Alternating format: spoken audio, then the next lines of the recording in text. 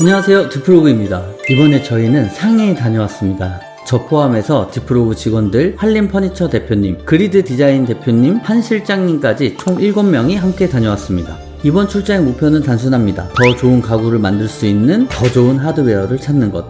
얼마 전 밀라노를 다녀왔잖아요. 밀라노에서 보면서 느꼈습니다. 좋은 가구는 결국 좋은 하드웨어에서 나온다는 것을. 그런데 문제는 그 좋은 하드웨어들이 너무 비싸다는 거예요. 그래서 생각했습니다. 중국은 어떨까? 합리적인 가격으로 좋은 하드웨어를 구할 수 있지 않을까? 그 답을 찾기 위해 상해까지 날아왔습니다. 그리고 첫날 박람회에 도착을 했습니다. 그런데 여기서부터 약간 이상합니다. 변기, 수전 욕조 변기, 가구는 어디 갔어? 이번 박람회가 원래는 가구와 바스를 함께 전시하던 행사였는데 올해는 가구 브랜드들은 없고 바스 브랜드만 전시가 되어 있는 거예요. 그 사실을 우리는 상해에 와서 알았습니다. 한림 퍼니처 대표님은 좋은 하드웨어를 보러 왔는데 정작 하드웨어가 없는 거예요. 그 순간 우리 모두 같은 생각을 했습니다. 망했다. 그래도 포기할 수는 없었습니다.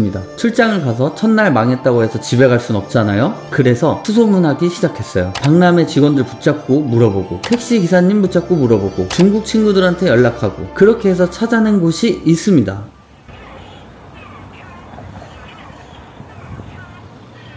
오늘 처음 온 곳은 시맨이라고 하는 곳인데 이거 너무 재밌게 이탈리아 브랜드들이 되게 많이 입점되어 있더라고요. 그래서 한번 쭉 둘러보고 이따가는 진짜 하드웨어를 파는 건재상 같은 데도 한번 둘러보려고 합니다. 과연 디프로그가 원하는 그런 하드웨어들을 이번 상해 출장에서 찾아갈 수 있을지 한번 기대해 주시면 좋을 것 같습니다. 한번 들어가 보시죠.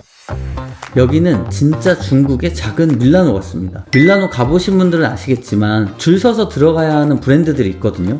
그런 브랜드들이 이 한 건물 안에 모여 있었습니다. 안토니오 루피, 이탈리아 욕실 디자인의 상징 같은 브랜드죠. 이 브랜드를 보면 항상 느끼는 게 있습니다. 돈이 많아서 만드는 게 아니라 집착이 있어서 만드는구나. 대리석 하나도 그냥 쓰는 게 아니라 통석을 깎아서 만들고 무게를 줄이기 위해 안쪽을 비워내고 어떻게 하면 더 아름다울지, 어떻게 하면 더 완벽할지 그 고민이 보이는 브랜드입니다.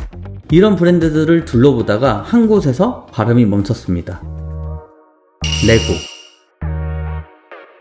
처음에는 중국판 폴리폼인가 싶었습니다. 그런데 자세히 보니까 재미있는 부분들이 많더라고요. 유럽 브랜드의 장점을 굉장히 잘 연구했고 그걸 자기들 방식으로 잘 구현해냈습니다. 그런데 이때 진짜 예상하지 못했던 일이 생깁니다. 可以介绍他的这个 YouTube 上那些当然可以。行业的。那离这儿多远？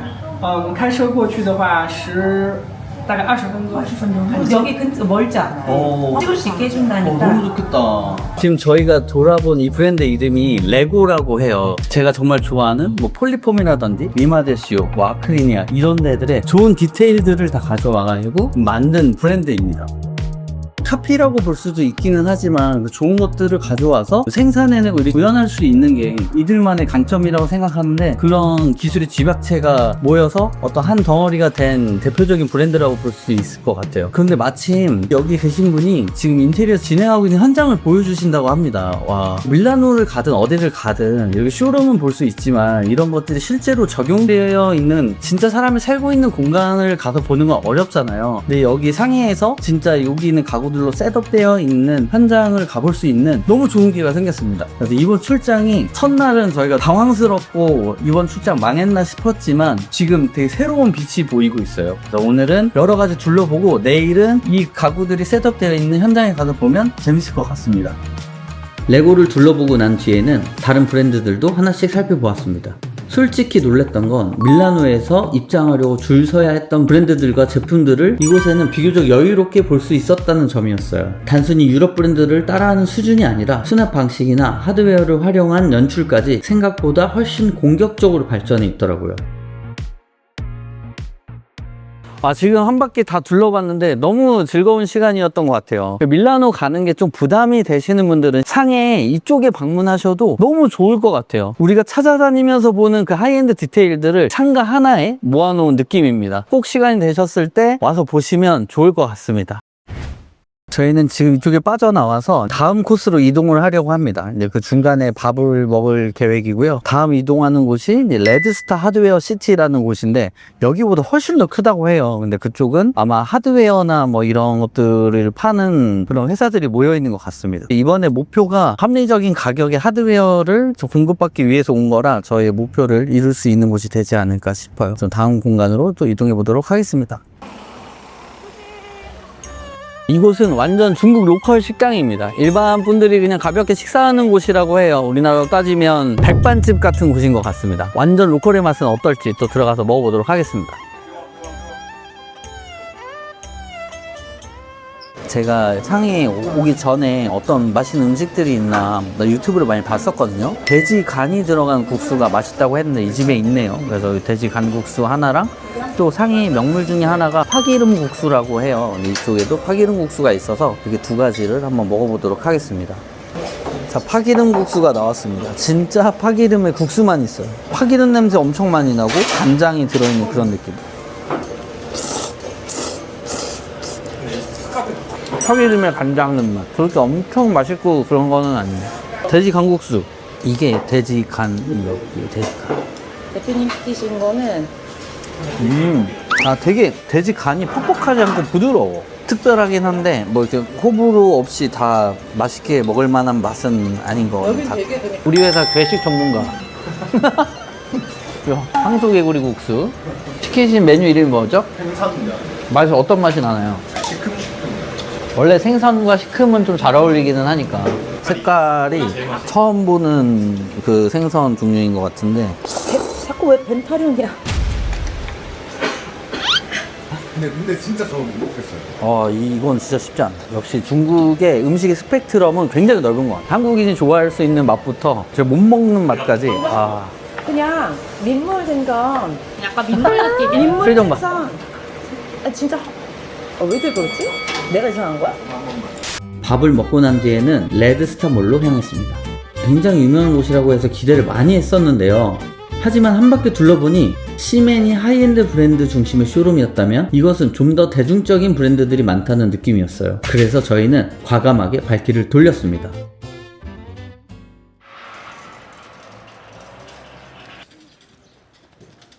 상해 하드웨어 시티라는 곳입니다. 느낌이 우리나라 공구단지 같은 느낌이 좀 나는데 이곳에 저희가 찾는 것이 있을지 한번 열심히 돌아다녀 보도록 하겠습니다. 이렇게 이것저것 돌아다니면서 여기저기 들어가 보고 골목을 몇 바퀴 돌았는데 뭔가 이상하더라고요. 알고 보니 저희가 찾던 가구 하드웨어가 아니라 진짜 공구단지였습니다. 철물 공구 자재는 넘쳐나는데 정작 경첩이나 레일, 수납 하드웨어 같은 것들은 보이지 않았어요. 한마디로 헛다리를 제대로 짚은 거죠. 이번에도 실패했습니다. 그냥 진짜 공구단지였어요. 왜 이렇게 헛다리 짚고 다니냐 생각하실 수도 있는데 중국 사람들이 구글을 안 쓰다 보니까 정보를 얻을 수 있는 게 정말 한정적이에요. 현지인들한테 물어서 다니고 이렇게 하고 있는데 여기 가면 뭐가 이 실마리가 풀리지 않을까 했는데 없었습니다. 그래서 저희는 오늘 일정은 여기서 마무리하고 예원에 가서 구경하고 저녁은 또 육식맨에 나왔던 맛있는 양꼬치집으로 가보려고 합니다.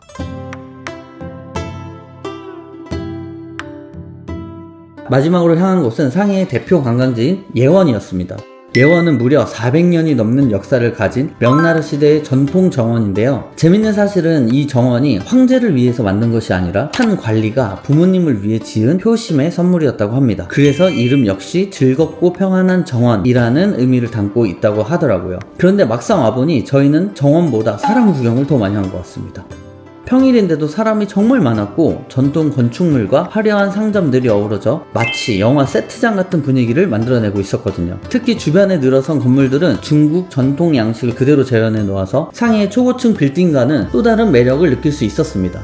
그렇게 잠시 상해의 옛 모습을 구경한 뒤 저희는 오늘의 마지막 목적지로 향했습니다. 바로 고기 전문 유튜버 육식맨님이 방문해서 유명해진 꼬치집이었는데요. 하루 종일 거의 2만 보를 넘게 걸어다닌 덕분인지 그 어떤 고급 레스토랑보다도 기대가 되었습니다. 먹어보니 왜 유명한지 알겠더라고요. 중국 꼬치라고 하면 양고기만 떠올리는 분들도 많으실 텐데 생각보다 종류가 정말 다양했습니다. 소고기, 양고기 같은 고기류는 물론이고 버섯, 가지, 호박 같은 채소류까지 하나하나 골라 먹는 재미가 있었어요. 평소에는 고기만 열심히 먹는 편인데 이상하게 여기서는 버섯이랑 채소 꼬치에 자꾸 손이 가더라고요. 하루 종일 상해를 돌아다니면서 쌓인 피로가 싹 풀리는 기분이었고 덕분에 저녁 식사를 정말 만족스럽게 마무리할 수 있었습니다. 그렇게 상해에서의 2일차도 어느덧 끝이 났습니다.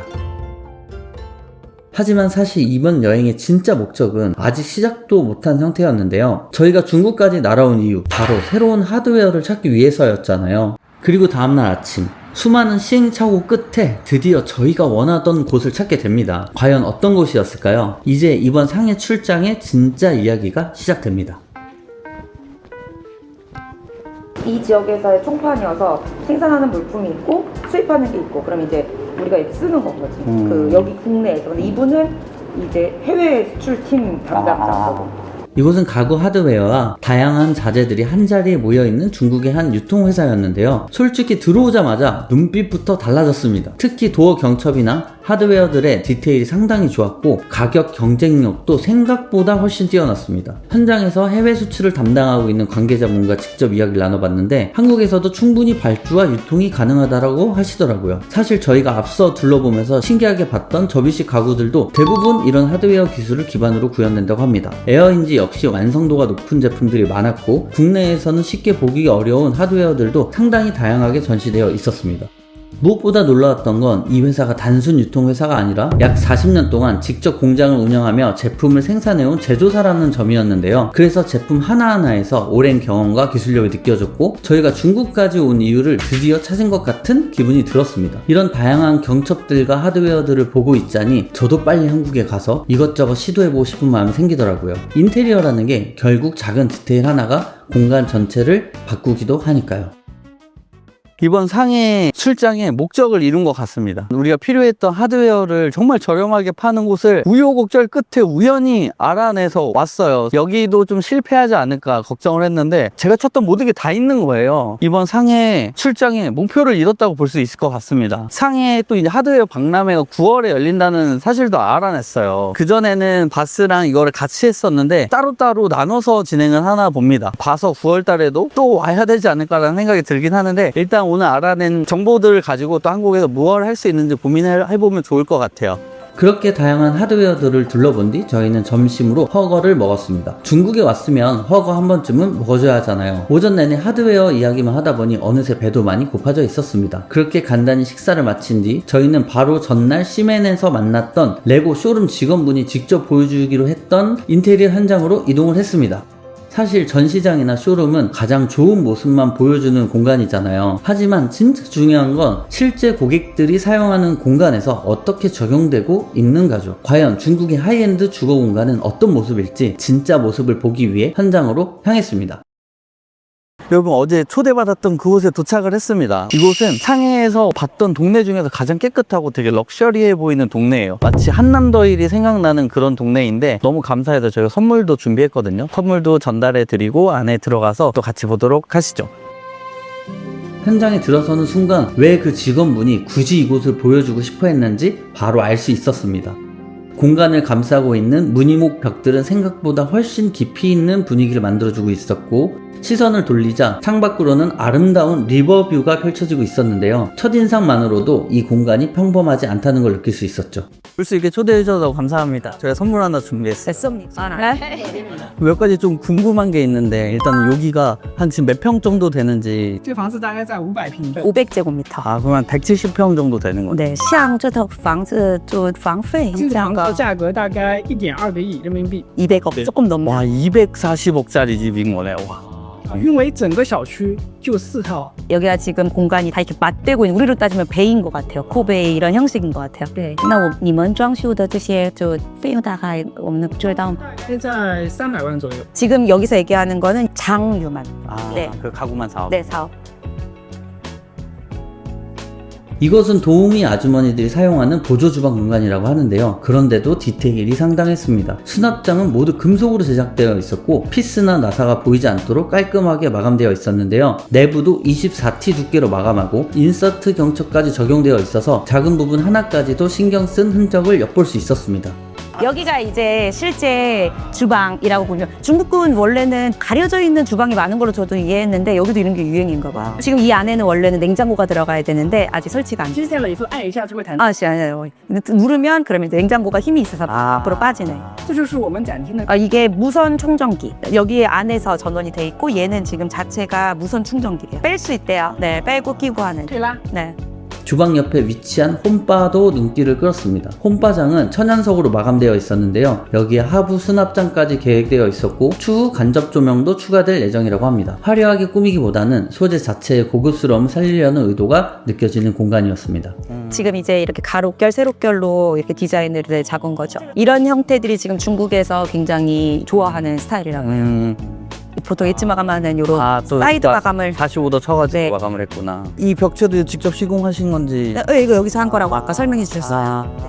그러니까 딱 그거네. 약간 폴리폼 이런 식으로 해서 벽체 마감까지 한 거, 네, 가구팀에서 가구팀에서 지금 같이 하네.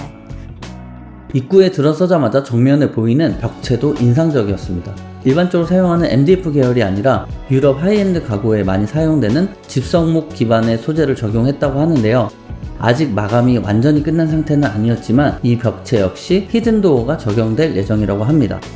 특히 금속 프레임과 도장 마감을 조합한 디테일이 상당히 인상적이었고 재료를 다루는 방식 자체가 국내와는 조금 다른 접근이라는 생각이 들었습니다. 이게 다 등이어가지고 여기 안에 저녁에는 여기에서 빛이 발광한대요. 지금 기초 작업 됐고 여기에 이제 저런 반스가 붙는 거죠. 판지요. 이런 식으로 저 위에랑 네, 여기다 이렇게 붙이는. 위에도 거의 안 떠 있어. 내일 다 매립해서 도장했네. 위에 에어컨 이 덕트 라인도 다 매립해갖고 도장하고. 네, 여기 방식이 다 일단 인테리어 이 팀에서 바닥이랑 이거 해서 해놓고 딱 가구 셋업할 수 있도록 미리 세팅한 다음에 나중에 하든지 판지 붙여서 마감하는 식으로. 그런 거 같아요. 참고로 이 현장은 공사 시간에도 제약이 있다고 하더라고요. 하루에 작업할 수 있는 시간이 고작 6시간 뿐이라고 합니다. 그래서 작년 5, 6월쯤 공사를 시작했음에도 불구하고 지금까지 1년 가까운 기간 동안 공사가 진행되고 있다고 해요. 와, 여기도 다 라운드로. 와. 보면 딱 바닥 마이너스, 벽 마이너스로 다 이렇게 되어 있고. 그리고 벽도 별도의 브라켓이 없이 바로 돌려나가. 아, 그렇네. 다 CNC 따와가지고 바로 박을 수 있게 위치도 다 지정돼 있고. 그러니까 여기서 직접 가공하는 게 아니라 다 가공해와서 설치만 하고 딱 끝나는 그런 형태로 되어 있는. 여기도 계단까지만 마감되고. 주방 쪽이 저쪽에 있으니까 저녁에 물 마시고 할 수 있는 공간으로 여기에 이제 나중에 쓸 수 있는데. 이곳은 여성 고객님의 방이라고 하는데요. 그런데 솔직히 방보다 뷰가 먼저 들어왔습니다. 창밖으로는 우리나라 한강을 떠올리게 하는 아름다운 리버뷰가 펼쳐져 있었는데요. 매일 아침 이런 풍경을 보면서 눈을 뜬다면 어떤 기분일지 괜히 궁금해지더라고요. 참고로 방에도 바닥 난방이 적용되어 있다고 하는데요. 생각보다 한국과 비슷한 주거 문화를 엿볼 수 있었습니다. 와, 여기 드디어 여기 있네. 진짜 예쁘다. 여자들이 많이 좋아한대요. 이거 그러니까 너무 예뻐. 너무 고급스러워. 이쪽 라인의 방들은 모두 시원한 뷰를 바라볼 수 있도록 배치되어 있었고 여기에 넉넉한 드레스룸까지 함께 구성되어 있어 공간 활용도도 뛰어나 보였습니다. 아, 뭐야, 여기 화장실. 드레스룸 옆에는 욕실 겸 화장실 공간인데요. 들어오자마자 가장 먼저 든 생각은 이게 방인가? 대륙의 스케일은 다르다는 것을 다시 한번 느낄 수 있었습니다. 이 부분에는 욕조가 들어갈 예정이라고 해요. 창밖으로 펼쳐진 리버뷰를 바라보면서 반신욕을 한다고 생각하니 벌써 부럽더라고요. 이런 풍경을 매일 집에서 누릴 수 있다면 그 자체로도 충분한 사치가 아닐까 싶습니다. 여기도 다 이거 아까 얘기한 디테일이네요. 가로색. 그럼 이 레일도 다 매립이고. 레고에 레일로 들어간 거잖아. 이거 기술력이 엄청난데? 집을 한 바퀴 둘러본 뒤 마지막으로 테라스 공간으로 이동했습니다. 여기서도 또 하나의 놀라운 점이 있었는데요. 테라스로 연결되는 대형 통창에 전동 시스템이 적용되어 있었습니다. 버튼 하나만 누르면 무거운 창이 부드럽게 열리는데 이런 부분에서도 이 집이 얼마나 공을 들여 만들어지고 있는지 느낄 수 있었습니다. 마지막으로 테라스에 나와 풍경을 바라보았습니다. 그 순간 이 집이 왜 240억 원의 가치를 인정받는지 조금은 알 것 같더라고요. 눈앞으로 펼쳐지는 리버뷰와 도시의 스카이라인까지 단순히 전망이 좋은 수준을 넘어 공간 자체가 주는 압도감이 남달랐습니다. 그리고 그 풍경을 바라보고 있으니 아까부터 계속 머리에 맴돌던 질문이 하나 있었어요. 그래서 저는 관계자분께 조심스럽게 질문을 드려보았습니다. 한국에서도 인테리어 하는 사람들이 대부분 블랙을 즐겨 입는데 여기도 다 왜 블랙으로 입으실 이유가 있는지. 我们只做柜子，我们的称不上是设计。 아, 여기는 그냥 이것만 하는 사람이 자기는 그렇게 크게 관리해 주는 않은 것 같아요. 이렇게 현장을 보고 왔습니다. 아무리 보고 싶어도 볼 수 없는 광경을 정말 운 좋게 볼 수 있었던 것 같아요. 어떻게 보셨나요? 이 공간이 다 했다. 너무 좋은 공간에 또 이렇게 좋은 제품으로 설치가 되니까 와 정말 감탄이 계속 나왔습니다. 뭐 중국산 하드웨어라고 그래서 금액이 싸니까 별로이지 않을까 이런 생각도 했는데 오늘 와서 직접 열어본 결과 정말 유럽에 있는 하이엔드 하드웨어보다 뒤처지지 않는다라는 걸 또 새삼 느꼈습니다. 올 때마다 느끼는 거지만 한국에서 갖고 있었던 중국에 대한 그런 이미지들이 많이 깨지는 것 같고 이번에는 그야말로 자칫 잘못하다가는 우리가 훨씬 뒤처질 수도 있겠구나. 우리 인테리어 하는 사람들이 정신 똑바로 차리고 열심히 해야겠다라는 생각이 들었던 것 같습니다. 맞아요. 계속 공부하고 탐구하고 아이템을 찾고 그렇게 노력하지 않으면 뒤처질 수 있겠다라는 생각을 했고 밀라노도 물론 너무 좋았지만 정말 이곳 상해에서도 너무 많은 감명을 받고 많은 것을 느꼈던 순간이었던 것 같습니다. 네, 이번 출장의 마무리를 너무 잘한 것 같아서 기분이 너무 좋습니다. 고생하셨습니다. 우리 또 수고했어, 한국에 수고했어. 가서 또 멋있는 현장들 만들어가지고 또 찾아뵐 수 있도록 할게요. 네, 감사합니다.